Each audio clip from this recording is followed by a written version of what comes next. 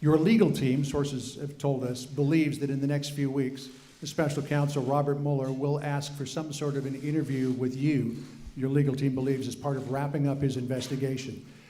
Are you open to meeting with him? Would you be willing to meet with him without condition, or would you demand that a strict set of parameters be placed around any encounter between you and the special counsel? Well, again, John, there has been no collusion between the Trump campaign and Russians, or Trump and Russians, no collusion.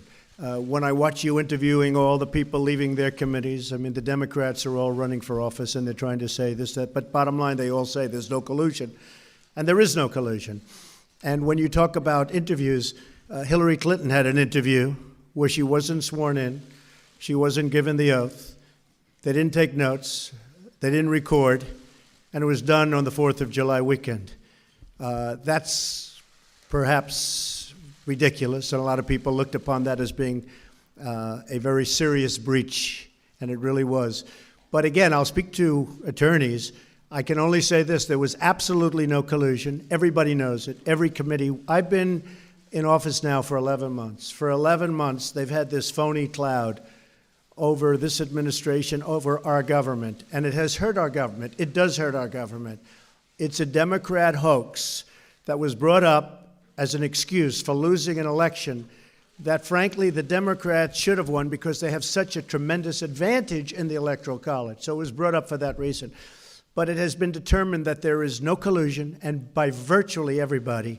So we'll see what happens. But again, would you be open to it? We'll see what happens. I mean, certainly I'll see what happens. But when they have no collusion, and nobody's found any collusion at any level, it seems unlikely that you'd even have an interview. Where do you come down on that idea of better to work with Putin than to not work with him? I think it is much better to work with Russia. It's very much better having to do with North Korea, where we currently have a problem that should have never been my problem. This should have been a problem solved many years ago when it was much less dangerous, but it was given to me along with a big mess of other things. But I will say this: I am for massive oil and gas and everything else and a lot of energy. Putin can't love that. I am for the strongest military that the United States ever had. Putin can't love that. But Hillary was not for a strong military, and Hillary, my opponent, was for windmills, and she was for other types of energy that don't have the same capacities at this moment, certainly.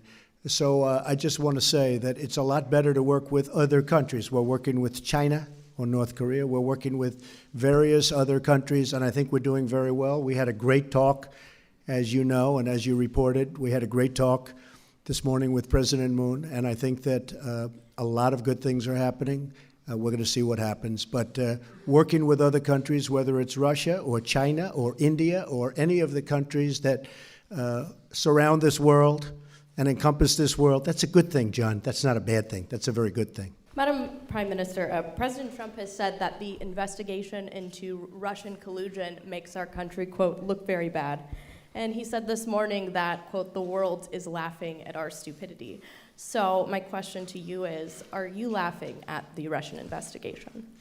I think that it's up to every political system in countries to scrutinize and discuss their own political agenda in their countries. And I respect that very much, and that this is an issue for American politics.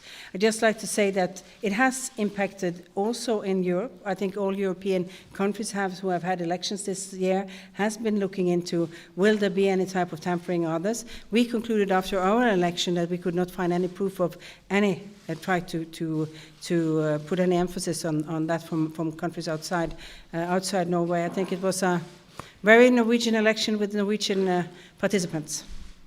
Well, I will say this, there is collusion, but it's really with the Democrats and the Russians, far more than it is with the Republicans and the Russians. So the witch hunt continues.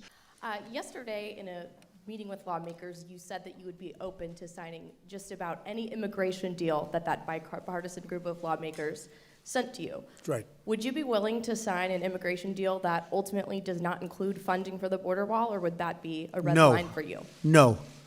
No? It's got to include the wall. We need the wall for security. We need the wall for safety. We need the wall for stopping the drugs from pouring in. I would imagine that the people in the room, both Democrat and Republican, I really believe they're going to come up with a solution to the DACA problem, which has been going on for a long time, and maybe beyond that, immigration as a whole. But any solution has to include the wall, because without the wall, it all doesn't work. You can look at other instances. Look at what happened in Israel. They put up the wall. They solved a very major problem. We need the wall. We have to have the wall for security purposes. Security is number one.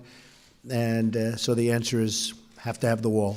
Mr. President, Prime Minister, recently an American General, Robert Mueller, told his Marines based in Norway, there's a war coming, a big-ass fight. Mr. President, how imminent is that big war, and where will it take place? When you say the big war, you're saying what?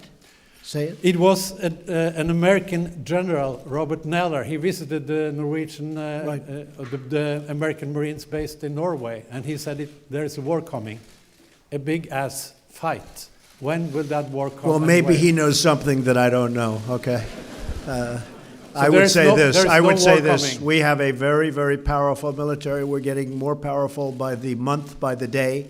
We're ordering a lot of the equipment that you're ordering, we're ordering it, but in larger amounts, to put it mildly. We are building up our military to a point that we've never been before.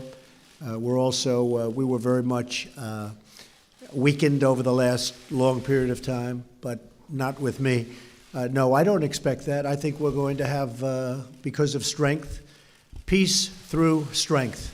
I think we're going to have a long period of peace. I hope we do. We have certainly problems with North Korea, but a lot of good talks are going on right now, a lot of good energy. I see a lot of good energy. I like it very much, what I'm seeing. I just spoke this morning with as you know, with the president, President Moon of South Korea. He had some really great meetings. His representatives had a great, great meeting. And I had some very good feedback from that. So hopefully a lot of good things are going to work out. No, I think that we will have peace through strength. Our military will be stronger than it ever was in a very short period of time. And that's my opinion. That's not the general's opinion, but I think my opinion counts more right now. Mr. President, Prime Minister, Norway strongly supports the Paris Agreement and have expressed regret that you have decided to leave it.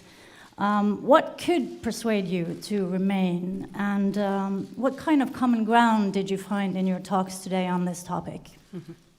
Well, it wasn't a major topic, I must tell you. We talked about other things, including mostly trade. But I will say that the Paris Agreement as drawn and as we signed was very unfair to the United States. It put great penalties on us. It made it very difficult for us to deal in terms of business. It took away a lot of our asset values. We are a country rich in gas and coal and oil and lots of other things, and there was a tremendous penalty for using it. It hurt our businesses. According to some estimates, we would have had to close businesses in order to qualify by 2025, whereas, as an example, China, by 2030, they don't kick in until 2030. Russia, someplace in the mid-1990s, that was their standard, and that was never a good standard because that was a dirty standard for the environment. It treated the United States very unfairly, and frankly, it's an agreement that I have no problem with, but I had a problem with the agreement that they signed because, as usual, they made a bad deal. So we could conceivably go back in, but I say this, we are very strong on the environment. I feel very strongly about the environment. Our EPA and our EPA commissioners are very, very powerful in the sense that they want to have clean water, clean air, but we also want businesses that can compete.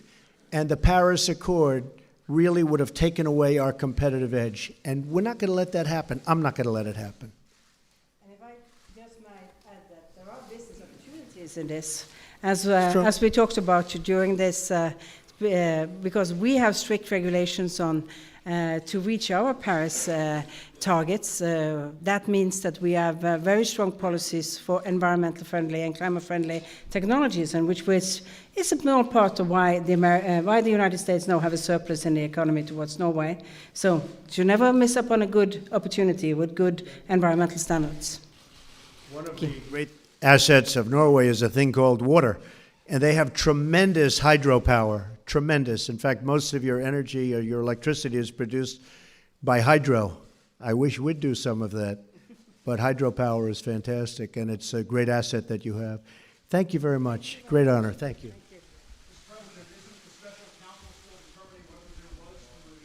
Thank you very much.